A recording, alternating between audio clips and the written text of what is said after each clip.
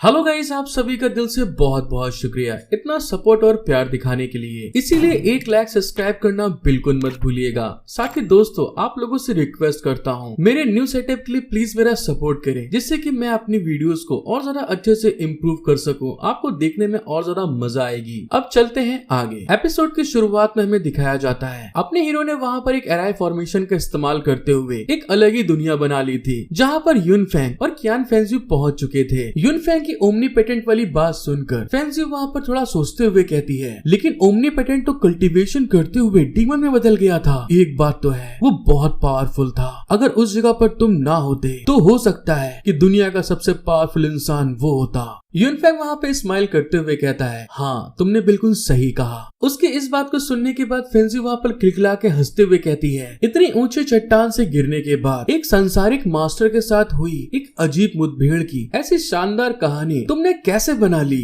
यूनफेंग वहाँ पे हंसते हुए कहता है, वो मेरा एक दोस्त है जो अपने बेटे के लिए माता और पिता दोनों की ही भूमिका निभाता था। उसने एक दिन इस मेथड का इस्तेमाल किया जो काफी अच्छी तरीके से काम किया, लेकिन हाँ तुम्हें इस बात का ध्यान रखना होगा कि तुम अपने ऊपर कंट्रोल रखो और ज्यादा परेशानी पैदा करने के लिए बाहर नहीं निकलना, ठीक है। कियान फेंगजू वहाँ पे ब्लश करते हुए कहती है, हाँ ठीक है, मैं समझ गई, मैं खुद को रोक लूंगी, लेकिन किनारे से देखूंगी। यूनफेंग वहाँ पर उसको अजीब निगाहों से देखते हुए कहता है, जैसी तुम्हारी मर्जी। और इसी के साथ हमारा सीन शिफ्ट होकर उसके बेटे की तरफ दिखाते हैं, जो कि वहाँ क्लिफ के ऊपर अभी भी लटका हुआ था। और तभी वहाँ पर यूनफेंग अपनी स्किल को वहाँ पे हटाते हुए कहता है, अनफ्रीज। और ऐसा होने के साथ में जो उसका बेटा था दोबारा वहाँ पर जमीन की तरफ नीचे गिरने लगा था। और वहाँ पर गिरते हुए अपने मन में कहता है, क्या मैं आज यहाँ पर मरने वाला हूँ? क्या मैं उन जीनियस लोगों के लेवल तक पहुँचने में बेकार रहा हूँ? चाहे मैं कितनी भी कोशिश करूँ, मैं नहीं कर पाया। मॉम, मुझे माफ कर देना। और इसी तरह से गिरते हुए जब यूनफेंग का बेटा उसके एराई फॉर्मेशन की गुफा के सामने आता है, तो अचानक से एक बहुत भयानक हवा का झोंका उसको उस गुफा के अंदर घसीट लेता है। और ऐसा होने के कारण उसका बेटा वहाँ पे बहुत सारा हैरान था। दूसरे साइड में वो बहुत स्पीड में उस गुफा के अंदर सीधे वहाँ जंगल के बाहर निकलता है और धड़ाम से नीचे जमीन में गिरने के साथ में ही रगड़ता हुआ पीछे की तरफ जाता है। और अपने आप को ऐसी अजीब जगह में देखकर वहाँ पर हैरान हो गया था। साथ ही हैरान होते हुए मन में कहता है, आखिर ये जगह कहाँ की है? क्योंकि मैं तो अभी कुछ देर पहले चट्टान से नीचे गिर रहा था। जब वो इन सब चीजों के बारे में सोच रहा था, तभी यूनफेंग पीछे से आवाज देते हुए कहता है, अभी बस कुछ 100 साल ही हुए हैं और ताऊ सेट की इस समय की जनरेशन पहले से ही इतनी बेकार है। एक बाहरी इंसान से हार कर तुम तो पलटवार भी नहीं कर सकते। इस तरह से अब तो लगता है ताऊ सेट बहुत जल्दी खत्म होने वाला है। उसकी इस तरह की बात सुनकर उसका बेटा वहाँ पे हैरान हो गया था।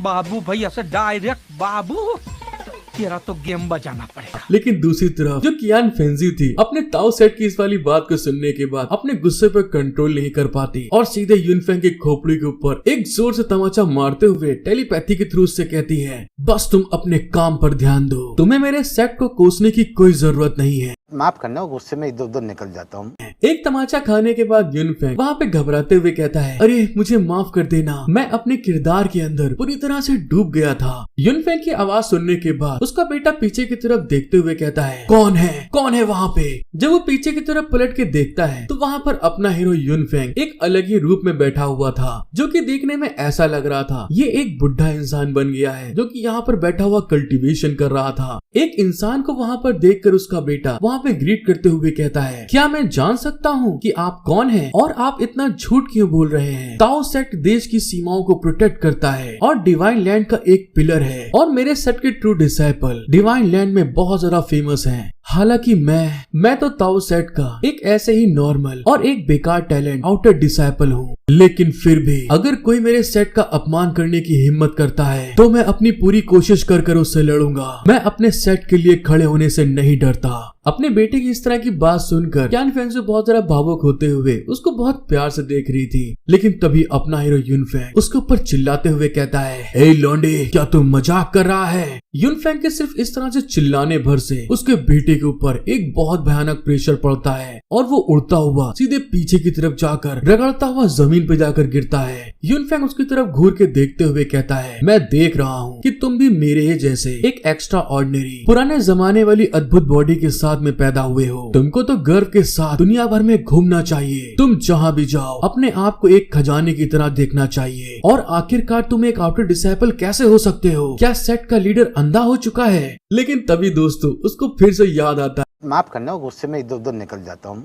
अबे यार, मैं अपने कैरेक्टर में फिर से बुरी तरह घुस गया हूँ। क्योंकि दोस्तों यांग फेंजू ने गुस्से के कारण उसके कपड़ों को पीछे से घसीट लिया था और साथ ही गुस्साते हुए कहती है, अब मुझे बताओ आखिर तुम मुझे क्यों डांट रहे हो? यूनफेंग का चेहरा वहाँ पर काला पड़ गया था और वहाँ पे घबराते हुए कहता है, हाँ ठीक है, मैंने फिर से गलती कर दी है, बस शांत हो जाओ तुम। उसका बेटा वहाँ पे दोबारा से खड़ा होकर यूनफेंग की तरफ देखते हुए कहता है, तुम सच बताओ आखिर हो कौन? बकवास करना बंद करो। ताओ सेट की इस समय की लीडर मेरी माँ है। हमारी दुनिया में शांति बनाने के लिए अपनी जिंदगी में साथ साथ लड़े। मेरी मॉम और मेरे फादर एक ग्रेट हीरो थे जिन पर मुझे गर्व है। मेरे फादर ने इस नए युग के लिए अपनी जिंदगी को बलिदान कर दिया। मैं तुमको अपने सेट लीडर को इस तरह से बेइज्जत करने की परमिशन नहीं दूंगा। अपने बेटे की बात सुनकर यान फेंजू बहुत ज्यादा खुश होते हुए कहती है, यूनफेंग देखा तुमने, मेरा बेटा मुझसे नफरत नहीं करता। कियान फेंग की बात सुनकर यूनफेंग उसकी तरफ घूर के देखते हुए कहता है, ये तो बस एक सेट की अल्फा लीडर है। यहाँ तक कि तुम्हारे सेट के लीडर को भी मुझे देखकर घुटने टेकने पड़ते हैं और तो और मुझे प्रणाम करना पड़ता है और मुझे अपना बड़ा भाई कहना पड़ता है, जिस कारण से कि मैं इन जूनियर्स को अपनी इच्छा से डांट सकता हूँ और तो और उनको खरी खोटी भी सुना सकता हूँ। उसकी इस तरह की बात सुनने के बाद तो फेंजी वहाँ पर खिसियाते हुए उसके बाल को रगड़ते हुए कहती है, क्या तुम सचमुच हमारे बेटे की मदद करने के लिए ऐसा कर रहे हो या तुम बस मुझे डांटने की कोशिश कर रहे हो? मेरे एल्डर यही कह रहे हो ना, तुमको ये सब करने में बहुत मजा आ रहा है ना? यूनफेंग वहाँ पे फिर से घबराते हुए कहता है, अरे तुम क्यों गुस्सा दिखा रही हो? रिलैक्स करो, ये बस मेरे बेटे के लिए एक सेटअप है, समझा करो। मुझे उसको सिखाने के लिए एक सेटअप बनाना पड़ रहा है, मुझे उसे पहले विश्वास दिलाना है। जल्दी करो, मुझे कुछ टोकन्स दो ताकि मैं साबित कर सकूं कि मैं तुम्हारे सेट का एक एल्डर हूँ। यूनफेंग की बात सुनने के बाद कियान फेंजियो अपने आप को शांत करते हुए साथ ही अपने हाथ में एक टोकन निकालकर यूनफेंग के आगे वहाँ पर अपीयर कर देती है, जो कि देखने में दोस्तों एक बहुत अनोखा टोकन लग रहा था। उस टोकन को देखने के बाद तो कियान फेंग की आंखें फटी की फटी रह गई थी और वो घबराते हुए चिल्ला के कहता है, अरे ये तो sky character generation to generation ceiling token है। और उस टोकन को देखने के बाद तो वो तुरंत वहाँ पर अपने घुटनों के बल आ गया था और यूनफेंग को ग्रीट करते हुए कहता है, मैं आपका डिसाइपल कियांग फेंग हूँ, ग्रैंड मास्टर मेरी रिस्पेक्ट को एक्सेप्ट करें। यूनफेंग वहाँ पे अपने बेटे को इस तरह से रिस्पेक्ट देते हुए देख के बहुत ज्यादा खुश होते हुए कहता है, बहुत अच्छे लड़के, तुम्हें तो पता है अपने एल्डर को कैसे रिस्पेक्ट करते हैं। मैं इस जगह पर बहुत समय से रह रहा हूँ और मुझे नहीं पता कि बाहर क्या हो रहा है। प्लीज मुझे अपने फादर के साहसिक कामों के बारे में बताओ, उन्होंने किस तरह से मदद करी दुनिया की। कियांग फेंग थोड़ा सा हैरान होते हुए कहता है, मेरे फादर। लेकिन तभी उतने में जब उसका बेटा कुछ बोलने वाला था, कियान फेंजी वहाँ पे अचानक से खांसने लगी थी। इस तरह की खांसने वाली आवाज को सुनने के बाद कियान फेंग वहाँ पे हैरान होते हुए कहता है, यहाँ पर मेरी मम्मी है क्या? जिस बात को सुनने के बाद अचानक से फेंजी वहाँ पे अपने मुंह में हाथ रख लेती है और तभी अपना हीरो वहाँ पे उसको समझाते हुए कहता है, मैं यहाँ अकेले हूँ, तुम्हारी माँ यहाँ पर कैसे आएगी? लेकिन फिर भी एक कंफर्मेशन के लिए उसका बेटा अपनी माँ को इधर उधर ढूंढ रहा था। जब कियान फेंजी उसको नहीं दिखती है तो वहाँ पे वो यूनफेंग के आगे ग्रीट करते हुए कहता है, मुझे माफ कर दीजिए, ये मेरी गलती है। और दूसरे साइड में अपना हीरो यूनफेंग कियान फेंजी को टेलीपैथी के थ्रू कहता है, अरे यार ये तुम क्या कर रही हो? तुम तो भी सारा का सारा खेल खराब कर देती।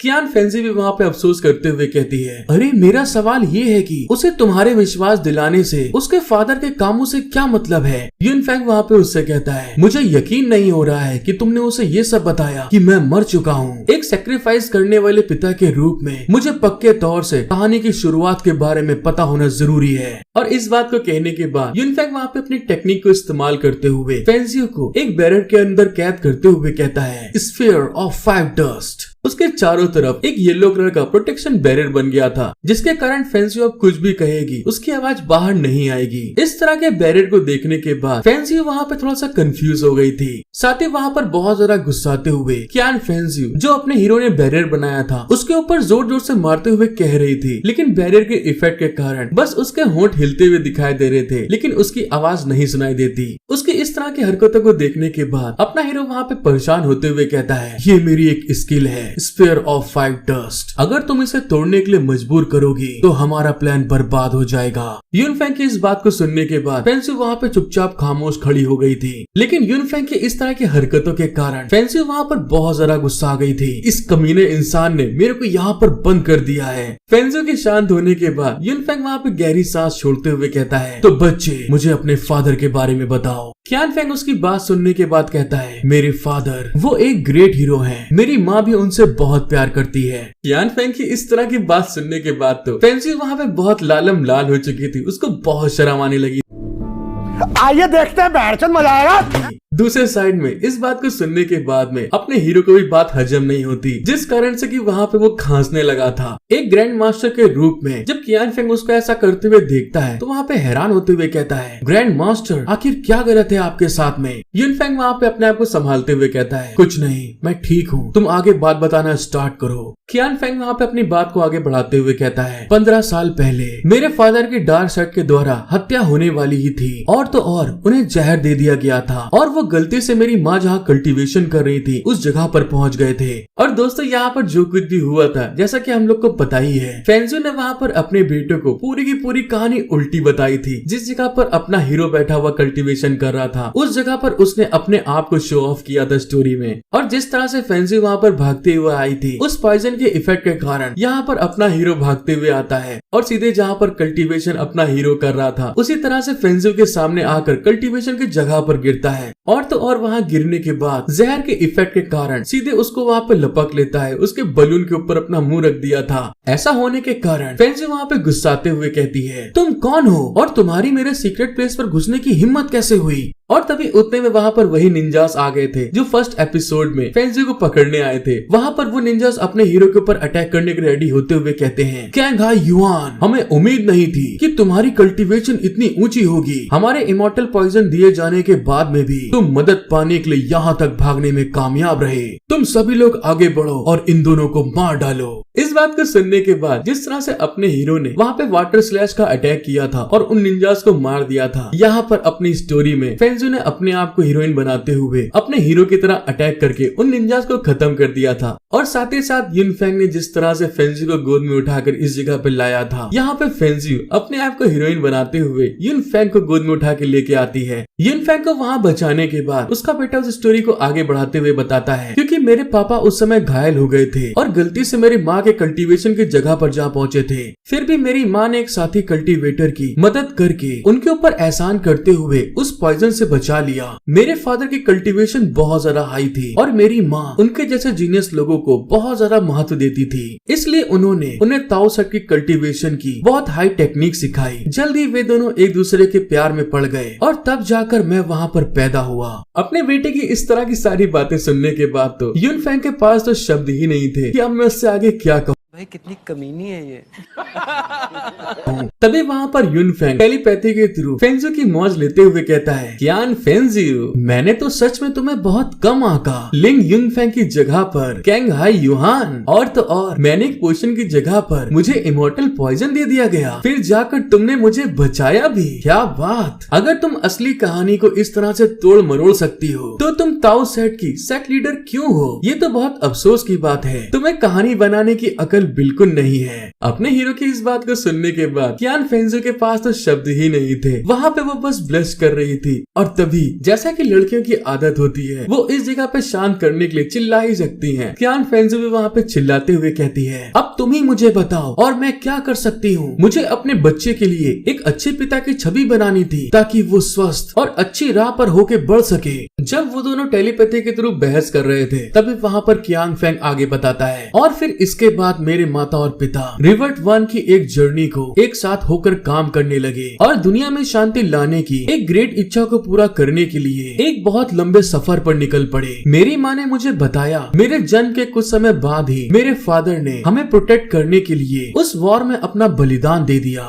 उन्होंने ये भी कहा कि मेरे फादर को केवल यही उम्मीद थी कि मैं एक निडर इंसान बनूंगा और इस बात को बोलते हुए कियान फेंग वहाँ पे गुस्से के कारण अपनी मुट्ठी को भींचते हुए कहता है, हालांकि मेरी बॉडी के साथ में शुरुआत से ही एक प्रॉब्लम है, चाहे मैं कितनी भी कोशिश क्यों ना कर लूं, मैं एनर्जी को इकट्ठा नहीं कर सका और अपनी जिंदगी के बाकी हिस्सों के लिए फाउंडेशन को नहीं बना सका। मैंने इस चीज को करने के लिए बहुत ज्यादा कोशिश करी, लेकिन फिर भी कोई सफलता नहीं मिल सकी। मैंने अपने माता पिता को शर्मिंदा किया है। आपने जो मुझे पहले बहुत पुरानी फिजिकल बॉडी के बारे में बताया, मैंने इसके बारे में पहले कभी नहीं सुना था, इसीलिए मैं आपसे कहना चाहता हूँ, प्लीज मुझे और उम्मीद देने की जरूरत नहीं है। हो सकता है कि ये मुझे फिर से निराशा से भर दे। अपने बेटे की इस तरह की बात सुनकर अपना हीरो युन फेंग और कियान फेंजियो दोनों खामोश हो चुके थे। तभी कियान फेंजियो वहाँ पे अफसोस करते हुए अपने हीरो से कहती है, क्या मैंने उस पर बहुत ज्यादा दबाव डाल रखा है? लेकिन तभी दूसरे साइड अपना हीरो युन फेंग कियान फेंग की बात सुनने के बाद वहाँ पर जोर जोर से हंसने लगा था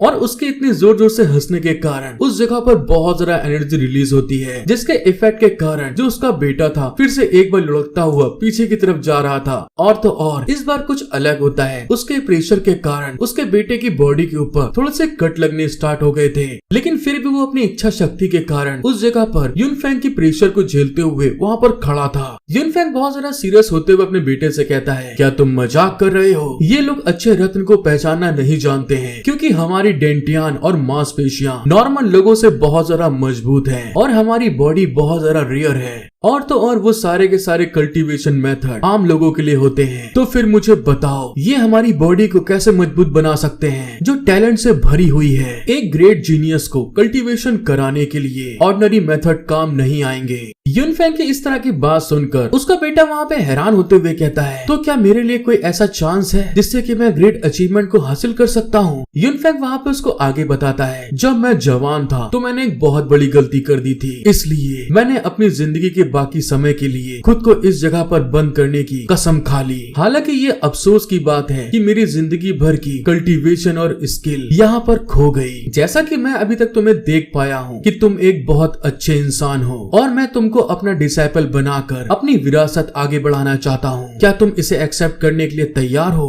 कियान फेंग इस बात को सुनकर बहुत ज्यादा शॉक्ड होते हुए कहता है, क्या ये आप सच कह रहे हैं मुझसे? युन फेंग वहाँ पे अपने बेटे के हाल को देखकर वहाँ पे बड़े एटीट्यूड में अपनी दाढ़ी को सहलाते हुए कियान फेंजियो से कहता है, तो बताओ मेरी डार्लिंग, कैसा रहा ये मेरा खेल? हमारा बेटा मेरे प्लान के अंदर आ गया है। कियान फेंजियो उसकी तरफ बड़ी उम्मीद से देखते हुए कहती है, मैं जानती थी कि तुम लड़ाई में बहुत अच्छे हो, लेकिन मुझे कभी इस चीज का एहसास ही नहीं हुआ कि तुम इस तरह की एक्टिंग करने में भी इतने ज्यादा अच्छे हो। अपना हीरो वहाँ पे बड़े एटीट्यूड में कहता है, एनिमी का सामना करते समय इंसान को न केवल पावर में टॉप पर होना चाहिए बल्कि बुद्धि में भी टॉप पर होना चाहिए। अगर मैं उस तरह का ना होता, मतलब मेरा अगर मैं इतना चतुर नहीं होता, तो फिर मैं उस तरह के मरने वाली सिचुएशन में कैसे बच सकता था? जब वो लोग टेलीपैथी के थ्रू बात कर रहे थे तभी उसका बेटा आगे कहता है, नहीं मैं ऐसा नहीं कर सकता हूँ। अपने बेटे की इस तरह की बात सुनकर तो युन फेंग और कियान फेंजियो दोनों शॉक्ड हो गए थे। तभी वहाँ पर युन फेंग गुस्साते हुए कहता है, क्या कहा तुमने? आखिर तुम ऐसा कर क्यों रहे हो? उसका बेटा वहाँ पे उसको गुस्से में देखकर उसको समझाते हुए कहता है, अगर मैं आपका डिसाइपल बन जाऊंगा तब तो टाउ सेट के अंदर जितने भी प्लेसमेंट दिए गए हैं वो सब गड़बड़ा जाएंगे।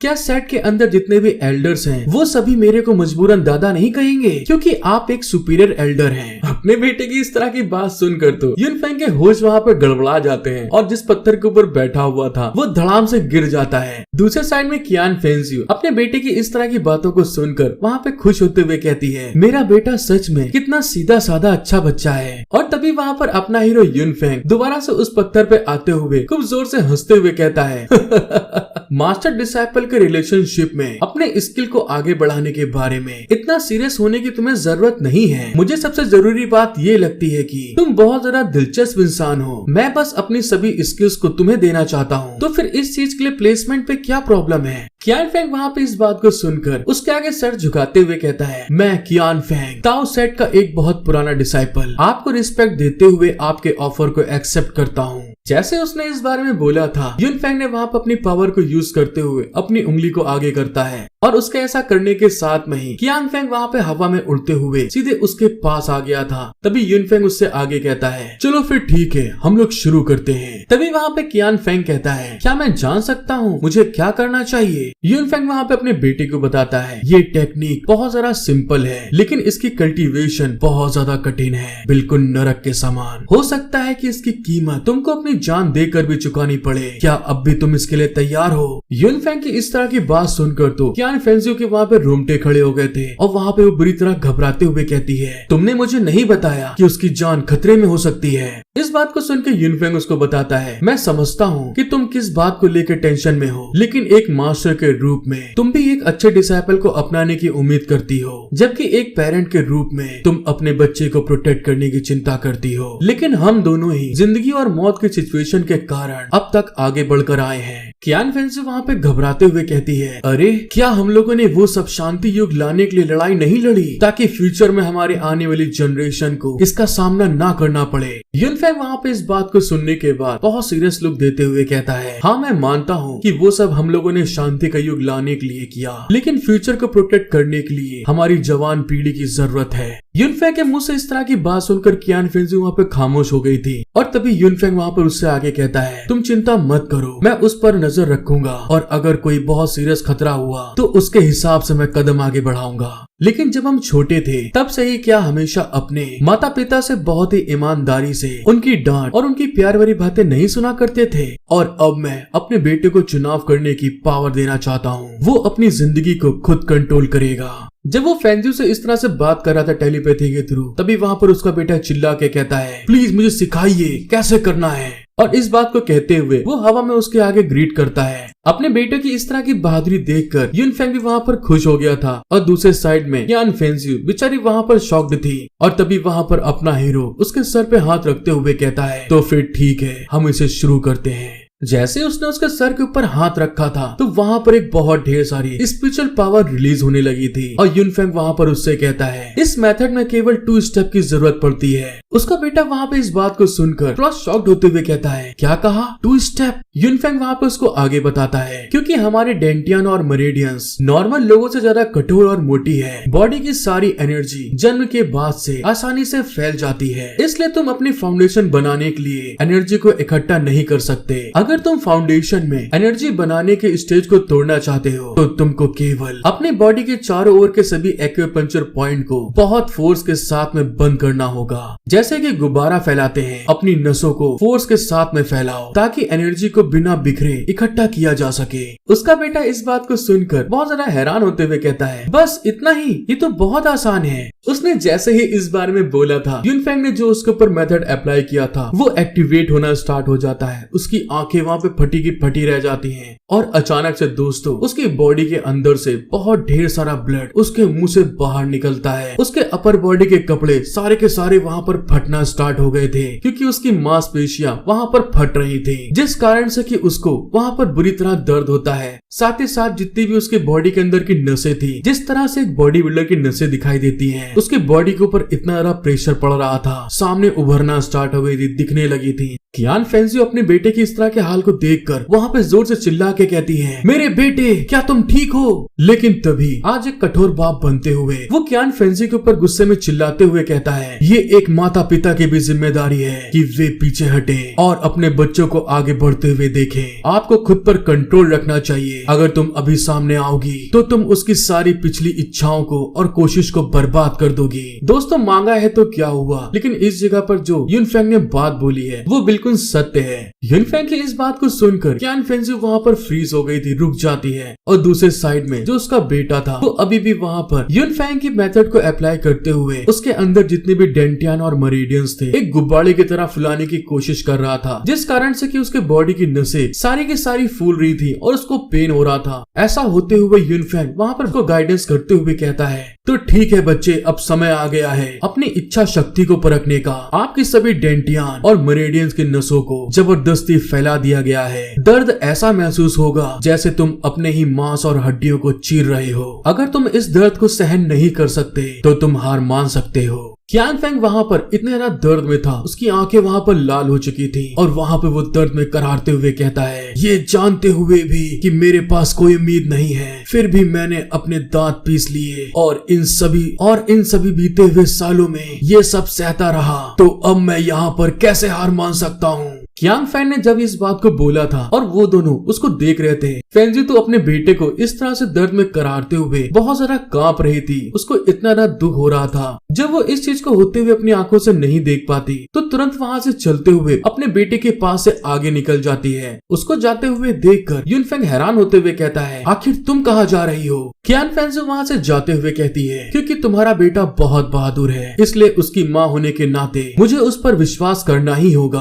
अभी भी बहुत से लोग सेक्ट में बसने वाले हैं, मैं सब कुछ आपके हाथों में छोड़ दूंगी, हमारे बेटे पर नजर रखना। कियान फेंग के इस तरह के विश्वास को देखकर अपना हीरो भी उससे कहता है, मैं तुमसे वादा करता हूँ कि मैं इसे कुछ नहीं होने दूंगा। कियान फेंग वहाँ से आखिरी बार जाते हुए अपने बेटे को बड़ी ममता के साथ में देखती है, जहाँ पर वो अभी भी पूरी तरह से तड़प रहा था, बिलक रहा था दर्द के कारण। लेकिन उसको ऐसा करने के कारण अपने दिल पर दर्द का एहसास हो रहा था, जिस कारण से कि वो वहाँ पे मायूस होते हुए आगे की तरफ जाते हुए कहती है, और हाँ, मेरी बात को कान खोल के सुन लो, अगर हमारे बेटे को कुछ भी हुआ तो मैं तुमको नहीं छोड़ूंगी। आखिरी बार अपने आदमी को अल्टीमेटम देते हुए कियान फेंग वहाँ से चली गई थी। लेकिन तभी दूसरे साइड में कियान फेंग की हाल वहाँ पे और ज्यादा खराब होने लगे थे। उसकी मसल्स वहाँ पे फटने लगी थी, जैसा कि अपने हीरो ने बताया था। अपने बेटे के ऐसे हाल को देखकर युनफेंग वहाँ पे सीरियस हो गया था और जैसा कि उसने कहा था कि तुमको अपने एक्यूपंक्चर पॉइंट्स के ऊपर प्रेशर देके बंद करना होगा, वहाँ पर उसका बेटा और साथ ही दोस्तों यहाँ पर युनफेंग ने भी उसके एक्यूपंक्चर पॉइंट्स को बंद करने में अपने स्पिरिचुअल पावर के थ्रू उसकी वहाँ पे मदद कर रहा था, ताकि उसके बेटे को और ज्यादा दर्द में सफर न करना पड़े। युनफेंग वहाँ पे अपने बेटे के उत्साह को बढ़ाते हुए कहता है, जो एक ग्रेट स्वॉर्ड होती है उसकी धार भी बहुत ज्यादा तेज होती है। अगर तुम्हें खुद पर आगे चलकर गर्व महसूस करना है तो उसके लिए दर्द को झेलना पड़ेगा। हवा का रुख चाहे कैसा भी हो, सफलता सिर्फ चुनौती के जरिए खुद को निखारने के बाद ही मिलती है। अपने बेटे को उत्साह बढ़ाते हुए वो अपने मन में कहता है, मेरे बेटे धीरज रखो, हालांकि हम पहली बार इस तरह की सिचुएशन में मिल रहे हैं, लेकिन मैंने तुम में अपनी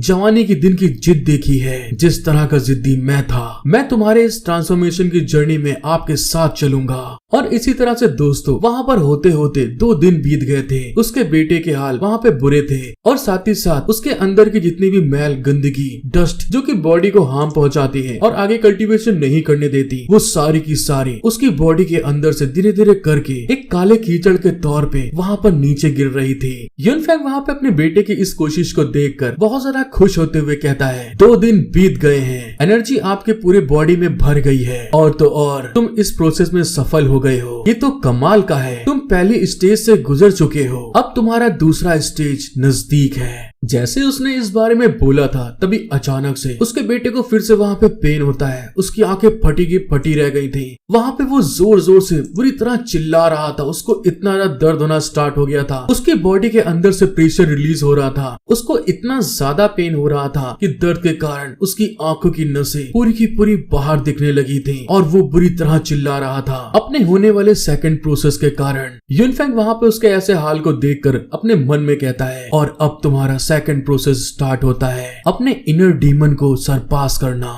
युनफेंग वहाँ पे हमें उस प्रोसेस के बारे में बताता है। उसके डेंटियन और मरेडियंस और वेन्स बहुत ज्यादा पतली होने और ज्यादा दबाव के गुजरने के कारण एनर्जी उसके बॉडी से भर जाने के बाद वो तुरंत ही प्रैक्टिशनर स्टेज से फाउंडेशन स्टेज तक पहुँच जाएगा और शायद ऐसा भी हो सकता है कि वो अपनी फार्मिंग स्टेज तक पहुँच जाए। इस प्रोसेस के बीच में उसका मन नॉर्मल कल्टीवेटर की तुलना में बहुत ज्यादा अस्त व्यस्त हो जाएगा। अगर उसकी इच्छा शक्ति बहुत ज्यादा मजबूत नहीं है तो वो पागल भी हो जाएगा। मेरे बच्चे तुम ये कर सकते हो। और दूसरे साइड में जो उसका बेटा था उसके हाल बहुत ज्यादा खराब हो चुके थे, यहाँ तक कि उसकी आंख की पुतली गायब हो गई थी दर्द के कारण। और इसी के साथ वो अपने इनर माइंड के अंदर चला गया था, जहाँ पर एक क्लास के अंदर सभी लोग बैठे हुए थे और एक मास्टर उसके सर के ऊपर अपने हाथ रखते हुए अपनी स्पिरिचुअल एनर्जी को अपने आप को शांत करते हुए कहते हैं कि यांग फेंग, तुम्हारे अंदर टैलेंट नहीं है और तुम फाउंडेशन स्टेज को पार करने की उम्मीद छोड़ ही दो। कियान फेंग इस बात को सुनकर वहाँ पे टूट सा गया था और तभी वहाँ पर सारे क्लास में बैठे हुए लौंडे बच्चे आपस में बीसी करते हुए कहते हैं, अरे ये क्या, ये तो हमारे अल्फा का बेटा है, वो इतना बेकार कैसे हो सकता है, ये तो बहुत शर्म की बात है। कौन कहता है कि क्या वो सचमुच अल्फा का बेटा है? उसका तो कोई बाप ही नहीं है, इसलिए हो सकता है कि अल्फा को कहीं वो पड़ा मिल गया हो और उसने उसे अपना लिया।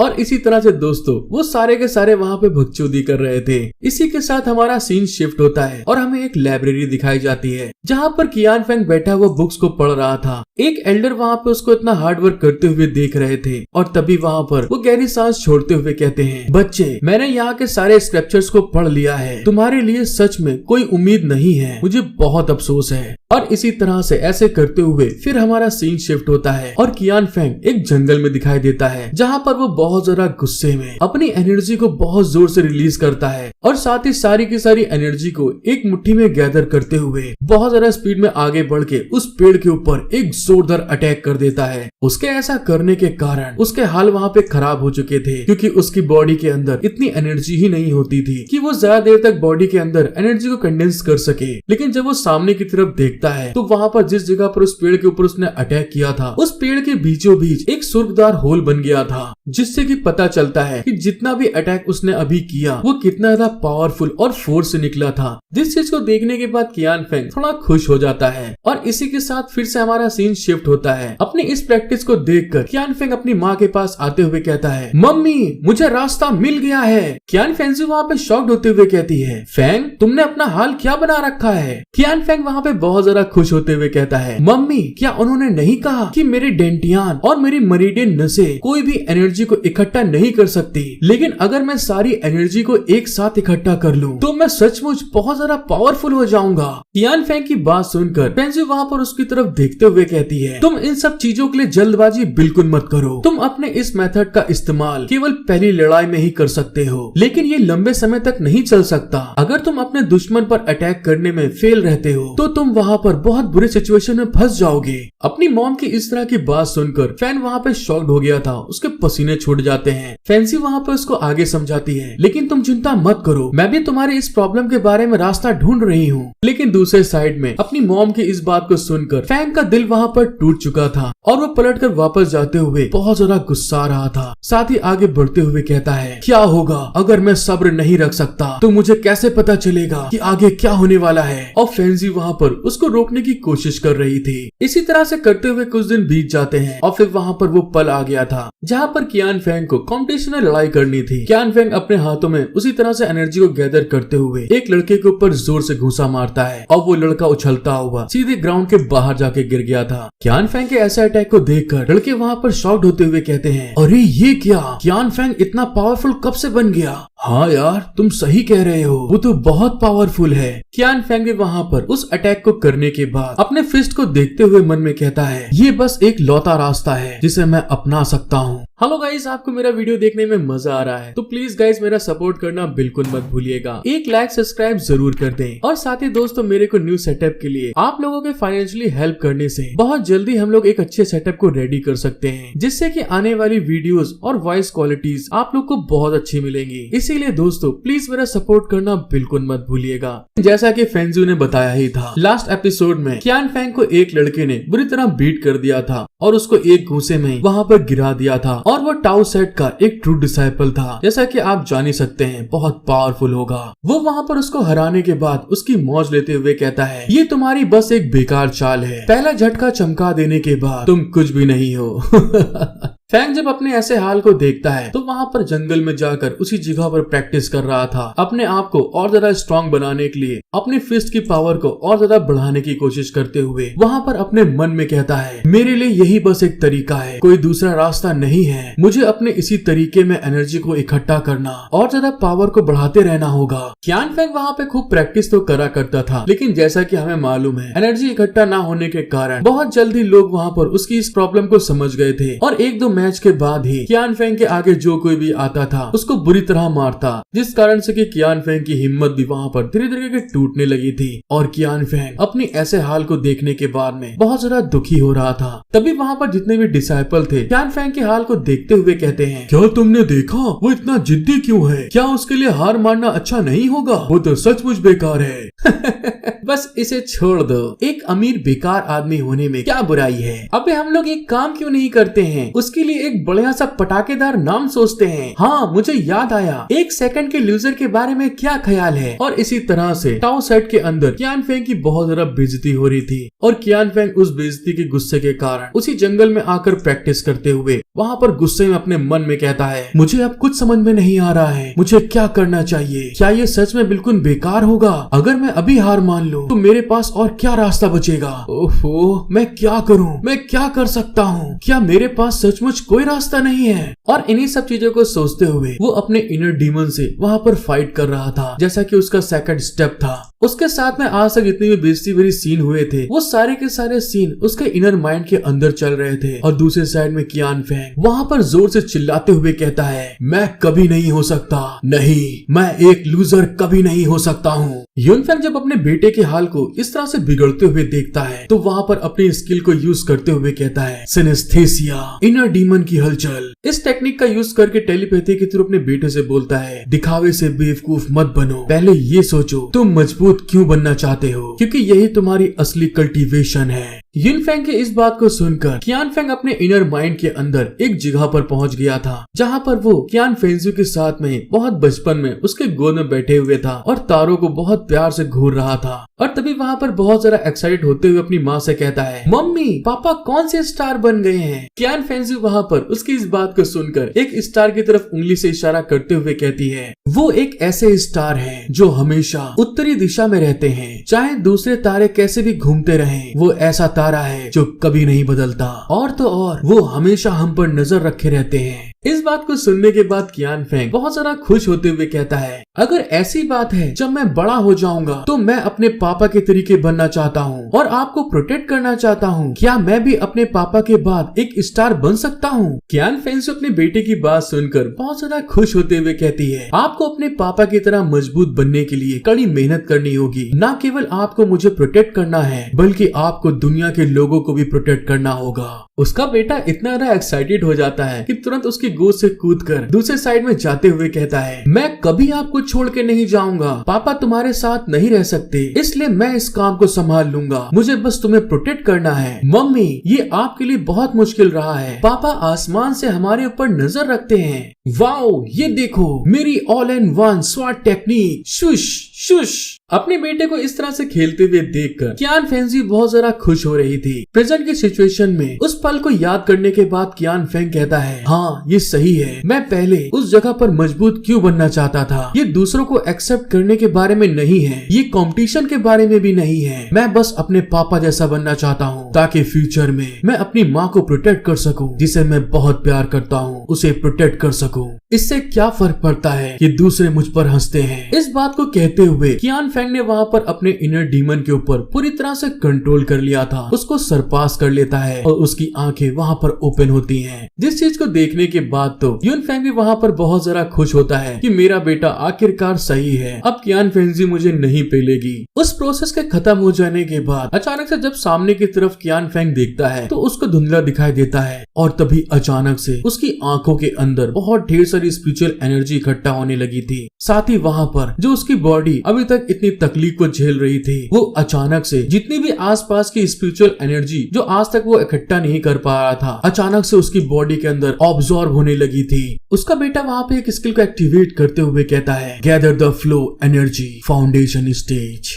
और साथ ही साथ वहाँ पर फाउंडेशन स्टेज को क्लियर करने के बाद में जो एक कोर जनरेट होता है, उसके बेटे के अंदर एक एनर्जी का बहुत बड़ा कोर उसकी नाभि के अंदर जनरेट होने लगा था। वहाँ पर वो अपनी स्किल को एक्टिवेट करते हुए कहता है, condense and solidify the essence. इस स्किल को एक्टिवेट करने के बाद उसके बॉडी के अंदर बहुत सारा स्पीड में एनर्जी ऑब्जॉर्ब होने लगी थी। जो कोर उसका होता है, उसकी बॉडी के अंदर नाभि में उसका कोर जनरेट होने लगा था। साथ ही वहाँ पर वो अपनी स्किल को एक्टिवेट करते हुए कहता है, गोल्डन कोर स्टेज।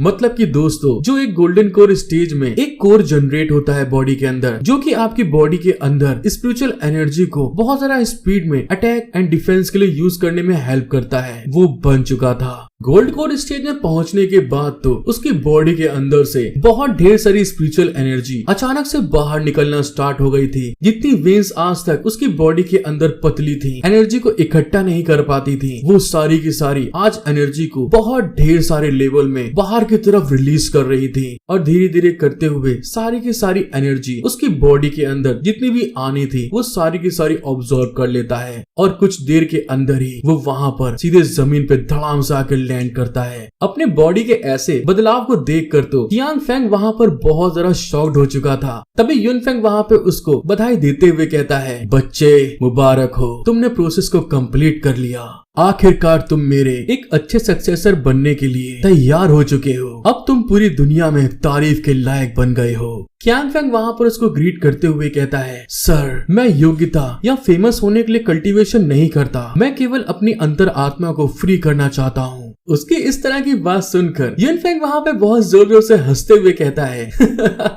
तुम कितने अच्छे बच्चे हो, फिर जो चाहे वो करो। और तभी अचानक से युन फेंग को बहुत जोर जोर से खांसी आने लगी थी, उसके हाल वहाँ पे खराब होने लगे थे। जिस चीज को देखकर कियान फेंग उसको संभालते हुए कहता है, सर, आखिर आपके साथ में क्या गलत हो रहा है। युन फेंग वहाँ पे अपने आप को संभालते हुए कहता है, मैं बिल्कुल ठीक हूँ, सब ठीक है, मेरी जिंदगी अपने आखिरी दौर पर पहुँच गई है। ये तो मेरे लिए राहत की बात है कि मैंने अपने सक्सेसर को ढूंढ लिया है। मैं अपनी पूरी जिंदगी संघर्ष करता रहा हूँ और हमेशा अकेले रहा हूँ। मैं बहुत भाग्यशाली हूँ कि मरने से पहले तुम मेरे साथ हो। स्वर्ग ने मेरे साथ में अच्छा व्यवहार किया। ये अफसोस की बात है कि तुम मुझे अपना मास्टर बनाने को तैयार नहीं हो। युन फेंग ने जैसे इस बारे में बोला था, तभी अचानक से उसका बेटा वहाँ पे सर झुका के उसके आगे ग्रीट करते हुए कहता है, ताओ सेट के एल्डर के प्लेसमेंट के कारण मैं आपको अपना मास्टर नहीं बना सकता। हालांकि मैंने बचपन से ही अपने पापा को खो दिया है और जब आज आपने मुझे इस परिवर्तन का गिफ्ट दिया है तो मैं सोच रहा हूँ क्या मैं आपको अपना ग्रैंडफादर बोल सकता हूँ। युन फेंग वहाँ पे उसकी तरफ देखते हुए कहता है, मैं तो बहुत भाग्यशाली हूँ, मेरे मरने से पहले तुम मेरे बेटे के रूप में मेरे सामने आ गए। कियान फेंग वहाँ पे उसके आगे अपने सर को झुकाते हुए कहता है, गॉड फादर, प्लीज मेरी रिस्पेक्ट को एक्सेप्ट करिए। युन फेंग वहाँ पे अपने दोनों हाथों को उसकी तरफ आगे बढ़ाते हुए कहता है, तुम बहुत अच्छे बच्चे हो, मुझे तुम्हें गले लगाने दो। युन फेंग की इस बात को सुनकर कियान फेंग वहाँ पे शॉक्ड हो गया था और तभी उसके पास आते हुए अपने गॉड फादर को वहाँ पे गले से लगा लेता है, जिसको लगाने के बाद आज कियान फेंग को बहुत ज्यादा तसल्ली महसूस हो रही थी। दूसरे साइड में युन फेंग भी उसको गले लगाकर बहुत ज्यादा खुश होते हुए मन में कहता है, मुझे उम्मीद नहीं थी कि मैं अपने बेटे से इस तरह से मिल पाऊंगा और उसके साथ समय बिता पाऊंगा। हालांकि ये एहसास सच में मेरी जिंदगी में बहुत कमाल का है। मुझे अब यहाँ से जाने से पहले एक बहुत मजेदार काम करता हूँ। मैं अपने स्पेशल इफेक्ट का इस्तेमाल करता हूँ। और इस बात को सोचते हुए युन फेंग वहाँ पर अपनी स्किल को एक्टिवेट करते हुए कहता है, evasion technique, the petal scattering. और उसके ऐसा कहने के साथ में ही जो उसकी बॉडी थी एक स्पिरिचुअल फॉर्म में चेंज होकर धीरे धीरे वहाँ से गायब होने लगी थी। मतलब कि दोस्तों, जिस तरह से फूल से पत्ते गिरते हैं धीरे धीरे करके, वैसे ही वहाँ पर युन फेंग की बॉडी भी वहाँ पर टुकड़ों में गायब होने लगी थी। ऐसा होते हुए देखकर कियान फेंग घबराते हुए चिल्ला के कहता है, गॉड फादर, ये क्या हो रहा है। युन फेंग वहाँ से गायब होते हुए कहता है, अलविदा मेरे बेटे, प्लीज मेरे लिए दुनिया का ख्याल रखना। इस बात को बोलने के बाद में अपना हीरो युन फेंग वहाँ से 9-2-11 हो चुका था। मतलब कि अपने बेटे के नजर में वो वहाँ पर मर चुका था। जिस चीज को देखने के बाद उसका बेटा वहाँ पे बुरी तरह से चिल्लाते हुए कहता है, गॉड फादर, ये नहीं हो सकता।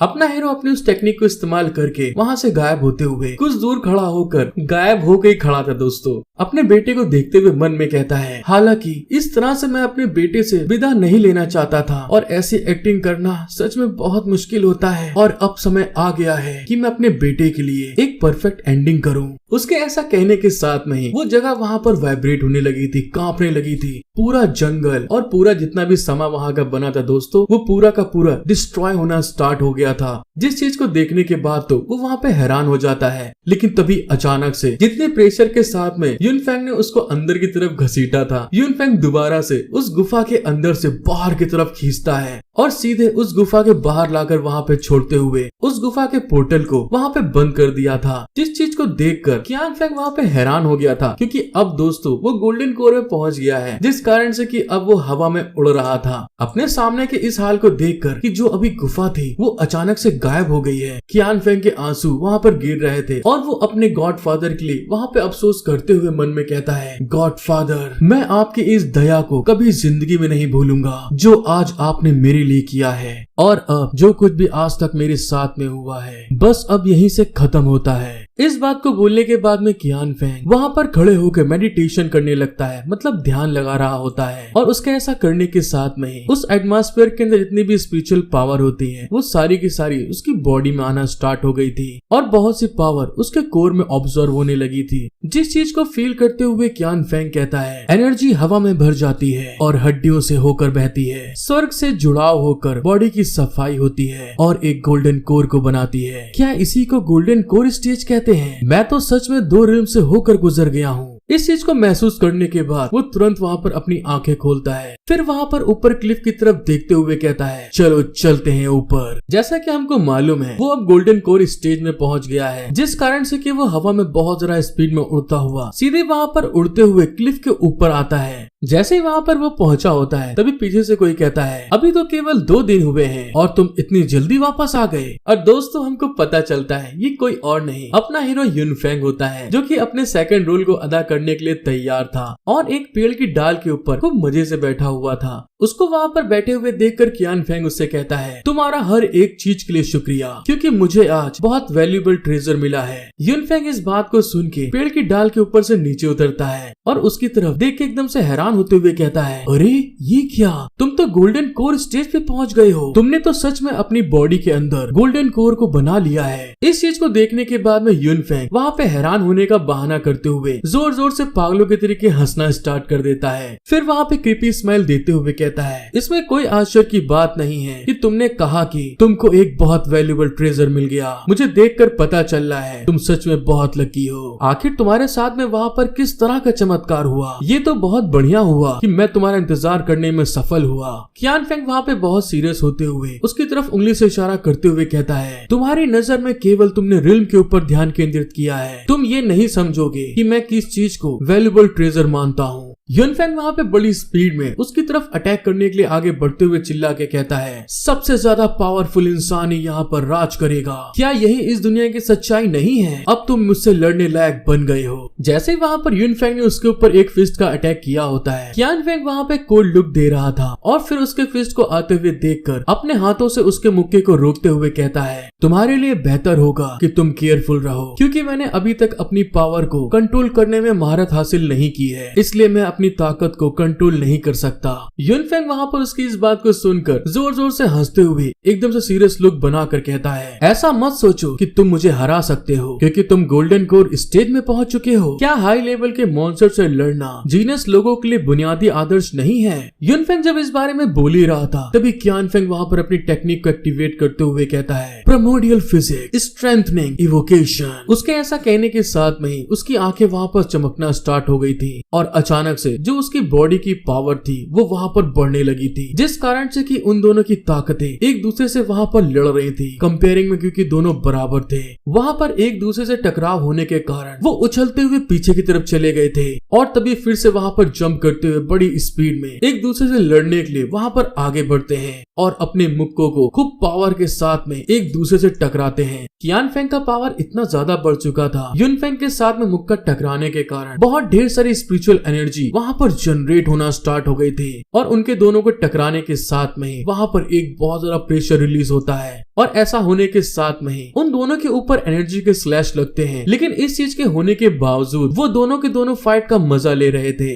तभी यूनफेंग वहाँ पर हंसते हुए कहता है मुझे आज तुमसे लड़कर बहुत मजा आ गया है, हम फिर से लड़ेंगे। कीयानफेंग युनफेंग वहाँ पे गुस्साते हुए कहता है, जो कुछ भी है अभी लड़ो मुझसे। और साथ ही वहाँ पर खूब स्पीड में जंप करते हुए युनफेंग के ऊपर अटैक करने के लिए आगे बढ़ रहा था। इस चीज को देखकर युनफेंग वहाँ पर हंसते हुए अपने मन में कहता है, उसे लड़ाई में अपनी ताकत की सीमा को पार करके जो एक्सपीरियंस मैंने दिया है वो अपनी ताकत को बेहतर ढंग से कंट्रोल कर सकेगा। इससे फ्यूचर में उसकी पावर कंट्रोल से बाहर होने से बच जाएगी। मेरे बेटे, इसे एक्सपीरियंस करो और खूब मजा लो। और इसी के साथ वो दोनों दोस्तों बहुत भयानक तरीके से वहाँ पर लड़ना स्टार्ट हो गए थे, जो कि आसमान में फाइट कर रहे थे, कभी इधर से उधर। मतलब उनकी स्पीड इतनी ज्यादा थी कि वो लोग दिखाई ही नहीं दे रहे थे। और कुछ समय के बाद दिखाते हैं युनफेंग वहाँ पर बड़ी स्पीड में अपनी तलवार के ऊपर बैठ के जाते हुए हंस के कहता है, हे लड़के, तुम इतने बुरे भी नहीं हो। ये एक शानदार लड़ाई है, लेकिन चलो इसे बराबरी पर छोड़ देते हैं। क्या तुम मुझे अपना नाम बताने की हिम्मत कर सकते हो? मैं अगली बार तुम्हारे लिए वापस आऊंगा। कियानफेंग उसको जाते हुए देखकर बहुत ज्यादा गुस्साते हुए चिल्ला के कहता है, मैं ताओ सेट का डिसाइपल कियानफेंग हूँ। मैं तुम्हारे अगली बार आने का इंतजार करूंगा। लेकिन चाहे कुछ भी हो, इस लड़ाई को लड़ने में कियानफेंग को भी बहुत मजा आया था, जिस कारण से उसको जाते हुए देखकर वहाँ पे वो स्माइल कर रहा था। और साथ ही इस लड़ाई में जितना भी एक्सपीरियंस उसने गेन किया है, उसके कारण उसको अपनी ताकत का भी अंदाजा हो चुका था। और वहाँ पर वो खुश होते हुए अपनी मुट्ठी को बांध लेता है। फिर हमारा सीन शिफ्ट होके ताओ सेट पे आ गया था, जहाँ पर उसी हट के अंदर कियान फेंजियो बैठी हुई थी, जिसमें कि फर्स्ट एपिसोड में वो मिली थी अपने हीरो को। युनफेंग अपने बेटे के साथ सारा का सारा मेटल सेटल करने के बाद कियान फेंजियो के पास आता है और वहाँ पर आने के साथ में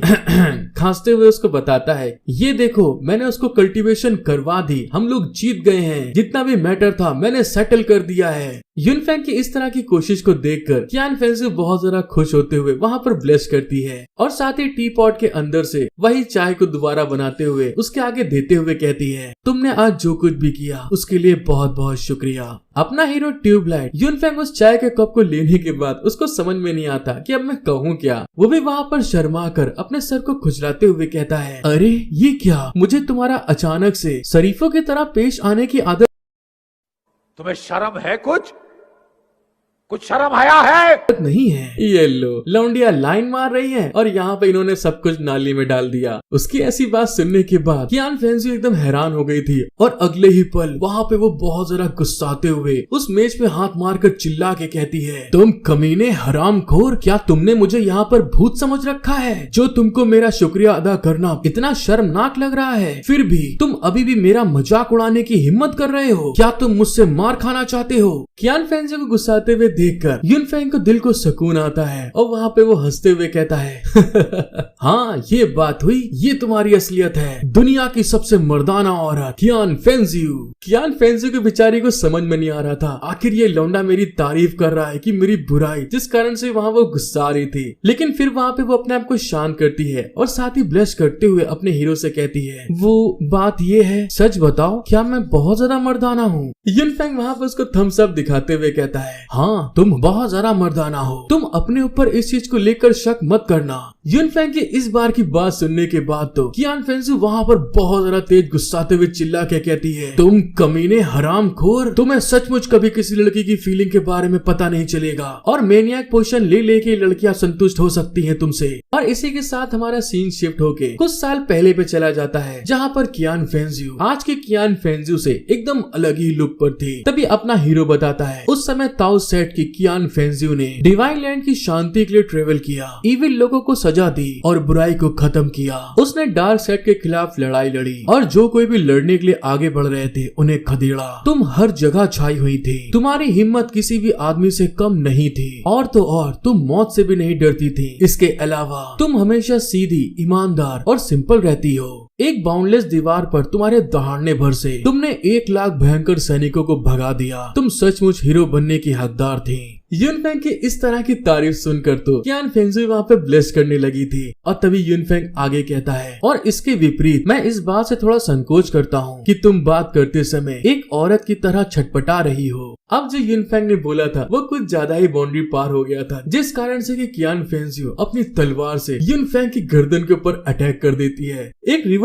होने के कारण उसके इंस्टिंक्ट्स ने उसको वहाँ पर एकदम से बचा लिया था। जैसा कि आप उसका चेहरा ही देख सकते हैं कि गर्दन कटते कटते बची है। तभी वहाँ पर यूनफेंग घबराते हुए कहता है, अरे ये तुम क्या कर रही हो? जब हम लोग एक दूसरे की बातों से एग्री ही नहीं करते तो तुमने मुझ पर हमला करना क्यों शुरू कर दिया? अब अपना हीरो ट्यूबलाइट बेचारा कहाँ समझ सकता है औरत की फीलिंग को। वहाँ पर कियान फेंजी गुस्साते हुए चिल्ला के कहती है, ऐसा इसलिए है क्योंकि मैं एक औरत हूँ और तुम एक बेवकूफ कमीने इंसान हो जिसे औरतों की फीलिंग के बारे में घंटा कुछ नहीं पता है। कियान फेंजी को इस तरह चिल्लाते हुए देखकर यूनफेंग वहाँ पे धीरे से हंसते हुए कहता है तुम तो बहुत जोर से बोल रही हो, क्या तुमको डर नहीं लग रहा कि पूरा सेक्ट तुम्हारी इस बात को सुन लेगा? यूनफेंग को चिल्लाने के चक्कर में वो इन सब चीजों को भूल ही गई थी और तभी अचानक से वहाँ पे वो शॉक्ड हो जाती है। उसको ऐसे घबराते हुए देखकर यूनफेंग वहाँ पे स्माइल कर रहा था। फिर वहाँ पर वो इस चीज को समझते हुए अपने गुस्से को शांत करके वहाँ पर बैठते हुए कहती है, मुझे माफ कर देना। लेकिन यूनफेंग तो अपना यूनफेंग वहाँ पर घबरा कर उसको आगे छेड़ते हुए कहता है, वैसे तुम पूरी रात आखिर क्या कर रही थी? और तो और तुम मुझसे अचानक माफी क्यों मांगने लगी हो? मुझे तुम्हारी इस तरह की हरकतें पसंद नहीं है। कियान फेंजी वहाँ पर ब्लिश करते हुए कहती है, क्या तुम अब भी मुझे इन सब चीजों के लिए दोष दोगे कि मेरे कारण तुम दोनों एक दूसरे को पहचानने लायक भी नहीं बन पाए? यूनफेंग वहाँ पे थोड़ा रिलैक्स होते हुए कहता है, अफसोस, मैंने सोचा कि तुम कुछ और कहना चाहती थी, तो क्या तुम बस इतनी सी बात से परेशान थे? कियान फेंजी वहाँ पे हैरान होते हुए कहती है, तो क्या तुम्हारे लिए ये बात इम्पोर्टेंट नहीं है? तुम्हारा बेटा तुमको पहचान नहीं पाया? यूनफेंग उसको समझाते हुए कहता है, बेशक ये मेरे लिए बहुत जरूरी है, लेकिन मैं एक माँ के रूप में आपकी कोशिश को समझ सकता हूँ। शायद अगर मैं आपकी जगह होता तो मैं भी यही करता।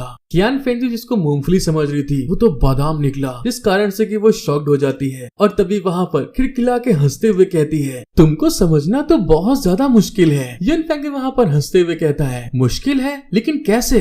इतने सालों के बाद भी मुझे नहीं पता कि मैं आपकी नजरों में कैसा हूँ, प्लीज मुझे बताओ ना। यूनफेंग की बात सुनकर कियान फेंजी वहाँ पर अपनी निगाहों को चुराते हुए कहती है, तुम एक चमगादड़ की तरह अंधे जिसे कुछ महसूस नहीं होता और जिसकी सोच भी बिल्कुल बेवकूफों की तरह है। अपनी इस तरह की तारीफ सुनने के बाद तो यूनफेंग का मुंह वहाँ पे फटा का फटा रह गया था और हैरान होते हुए कहता है, अरे ये क्या बोल रही हो तुम? लेकिन कियान फेंजी वहाँ पे ब्लश करते हुए स्माइल करके कहती है, लेकिन तुम एक असली मर्द हो। अब इस बात को सुनकर तो पहले से ज्यादा अपना हीरो वहाँ पे शॉक्ड हो गया था और उन दोनों की निगाहें एक दूसरे की निगाहों से वहाँ पर एकदम जुड़ गई थी और तो और वहाँ का समय कुछ समय के लिए वहाँ पर रुक चुका था। मेहरबानी जाते जाते मुझ पे कर गया, गुजरता साल लम्हा एक दामन भर गया, तेरा नजारा मिला, रोशन सितारा मिला, तकदीर की कश्तियों को किनारा मिला। लेकिन अपना ट्यूबलाइट चूतिया का कुछ समझ में नहीं आता कि इतने रोमांटिक पल में करना क्या है, जिस कारण से कि ब्लश करता हुआ अपने मन में कहता है, अरे अचानक मुझे इतनी शर्म क्यों महसूस हो रही है और तो और मेरा दिल इतनी जोर जोर से क्यों धड़क रहा है, मुझे किसी और टॉपिक पे बात करना होगा। और तभी वहाँ पर इतने प्यारे पल को यूनफेंग मेज पे घूंसा मारते हुए चिल्ला के कहता है, हे आखिर तुम क्या कर रही हो? कियान फेंजी को समझ में नहीं आता अब इसका कहने का मतलब क्या है और शॉक्ड होते हुए ब्लश करके कहती और वहाँ पे ब्लश करते हुए शॉक्ड होके कहती है, तुम्हारे कहने का मतलब क्या है? तभी अपना चूतिया हीरो वहाँ पे सर खुजलाते हुए कहता है, अब जब हमारे बेटे ने अपने ब्रेक थ्रू में सफलता हासिल कर ली है, क्या वो ताऊ सेट के सिलेक्शन से बाहर होने के लिए बाद में निराश है? कियान फेंजी वहाँ पर उसको समझाती है, वो ठीक है, मैंने उसके ट्रेनिंग करने के लिए पहाड़ों पर भेजने के लिए अरेंजमेंट कर दिया है, वो बिल्कुल ठीक है। एक चीज है जिसका मुझे ध्यान रखना होगा। इस बात को सुनकर यूनफेंग वहाँ पे हैरान होते हुए कहता है, ये क्या बोल रही हो? क्या उसने इससे पहले कभी भी सेट को नहीं छोड़ा था? क्या तुमको लगता है कि वो इसे संभाल सकता है? जब वहाँ पे वो इस बात को बोल के चाय पी रहा था तभी कियान फेंजी उसको बताती है, डार्क सेट की बेटी ये हुआन ने टावर एबिस को छोड़ दिया था, जिससे नदी के पास ब्राइट स्वॉर्ड लॉज में तबाही मच गई थी। जैसे ही वहाँ पर वो इस बात को सुनता है, जो चाय उसने वहाँ पर पी थी पूरी की पूरी फिर से एक बार कियान फेंजी के चेहरे पे लगने वाली थी। लेकिन अब कियान फेंजी इन सब चीजों से वहाँ पर परेशान हो चुकी थी, जिस कारण से वो अपनी स्किल का एक्टिवेट करते हुए कहती है, रिबाउंड, और जो पानी वहाँ पर उसके मुंह पे जाने वाला था वो वहाँ पर पलटता है और सीधे अपने हीरो युनफेंग के मुंह पे आकर धड़ाम से आकर गिरता है। वैसे ये स्किल मेरे को दोस्तों बहुत बढ़िया लगी। युनफेंग वहाँ पे शॉक्ड होते हुए चिल्ला के कहता है, ये क्या कह रही हो तुम? क्यान फेंसी को समझ नहीं आता, तभी शॉक्ड होते हुए कहती है, क्या हुआ? तुम इतने हैरान क्यों दिख रहे हो? दूसरे साइड में युनफेंग वहाँ पे परेशान होते हुए अपने बालों को जोर जोर से घसीटते हुए कहता है, मेरा बेटा कहाँ है? उससे कहो जल्दी वापस आ जाए। क्योंकि दोस्तों वो अपनी बेटी के बारे में जानता था कि वो कितनी ज्यादा डेंजरस है। क्यान फेंसी वहाँ पे बहुत रिलैक्स होते हुए कहती है, वो पहले ही इस पहाड़ से उतर चुका था। युनफेंग वहाँ पे घबराते हुए चिल्ला के कहता है, डार्क साइड टावर अभ्यास की वाह ये हुआन लोमड़ी की तरह चालाक है। मुझे डर है कि हमारे बेटे को उससे नुकसान हो सकता है। क्या तुम्हें इस चीज को लेकर चिंता नहीं हो रही है? क्यान फेंसी वहाँ पे फिर उसको शांति से बताती है, हमारा बेटा अब अपने से 2 रिल्म ऊपर वाले से भी आसानी से लड़ सकता है और अब वो अपने आप को प्रोटेक्ट करने लायक है। वो नहीं मरेगा, भले उसे नुकसान उठाना पड़े, फिर भी दुनिया की धोखेबाजी को समझना उसके लिए फायदेमंद है। मुझे चिंता नहीं है, लेकिन तुम इतना घबराए हुए क्यों हो? अब बेचारा युनफेंग वहाँ पे इस चीज के बारे में बता नहीं सकता कि दूसरे साइड में जो लड़की है वो इसकी बेटी है, जिस कारण से बेचारा वो चुप हो गया था, अपने मुंह से एक शब्द तक नहीं बोल पाता। लेकिन तभी वहाँ पर इस चीज से निपटने के लिए बहाना बनाते हुए कहता है, अरे हाँ तुम ठीक बोल रही हो, हमारे बेटे का मैटर सॉल्व करने के बाद मुझे वापस कांग्रेस ऑफ ऑल लॉज को चेक करने के लिए जाना होगा। अच्छा तो ठीक है, अब मैं यहाँ से जा रहा हूँ। अचानक से उसको जाते हुए देखकर क्यान फेंसी रोकते हुए कहती है, लेकिन तुम अचानक से क्यों? युनफेंग उसकी तरफ देखता है, लेकिन फिर क्यान फेंसी अपनी बातों को वहाँ पे रोक लेती है और असली क्यान फेंसी वहाँ पे बाहर निकलते हुए कहती है, हाँ ठीक है ट्यूबलाइट, तुम यहाँ से चले ही जाओ तो अच्छा होगा। और इसी के साथ दोस्तों युनफेंग वहाँ से उड़ता हुआ सीधे आसमान के सैर करने निकल गया था और ऊपर पहुँचने के बाद में उसको बहुत ज्यादा टेंशन हो रही थी और वो चिल्लाते हुए कहता है, हे भगवान अब आगे क्या होगा? ऐसी घटिया चीजें क्यों हो रही हैं? एक साइड वो अपने डॉक्टर के बारे में बताता है जो कि लास्ट टाइम युनफेंग को मारने के लिए अपने हथियार को बाहर निकालते हुए कहती है, मैं आपको 9000 तरीके से मारूंगी। वहाँ पे वो घबराते हुए कहता है, मेरी बेटी बहुत तेज तर्रार है और तो और षड्यंत्र रचने में उसका कोई जोड़ नहीं है, उसका बचाव करना कठिन है। लेकिन मेरा बेटा अभी अभी ब्रेक थ्रू करके दूसरे रिल में पहुंचा था और उसे अपनी जनरेशन का सबसे बेहतरीन डिसाइपल माना जाता था। हालांकि वो बहुत सीधा साधा है। अरे नहीं यार, ये बहुत बुरा होगा अगर सभी को गलती से चोट लग जाए। इसका इशारा दोस्तों इसकी बेटी की तरफ है। हाँ मैं इस बारे में बिल्कुल सही सोच रहा हूँ। मैं ये हुआन को ढूंढ सकता हूँ और उससे हमारी बेटी को घर ले जाने के लिए कह सकता हूँ। इस बात को सोचने के बाद वो बड़े एटीट्यूड में हंसते हुए कहता है मैं कितना होशियार हो चुका हूँ। ये अच्छी बात है कि मैं बहुत सी लड़ाइयों को एक्सपीरियंस करने के बाद इतने खराब मामलों को भी हल कर सकता हूँ। और इस बात को सोचने के बाद दोस्तों वो बड़ी स्पीड में डार्क साइड की तरफ निकल गया था ये हुआन से मिलने के लिए। उसकी स्पीड इतनी ज्यादा थी कि वो कुछ टाइम के अंदर ही वहाँ पर डार्क साइड में पहुँच जाता है और उसके सामने पहुँचने के बाद फिर से दोस्तों वही रिपीट होता है, ये हुआन तुरंत बाहर निकल के आओ। हेलो गाइस, आपको मेरा वीडियो देखने में मजा आ रहा है तो प्लीज गाइस मेरा सपोर्ट करना बिल्कुल मत भूलिएगा। 1 लाख सब्सक्राइब जरूर कर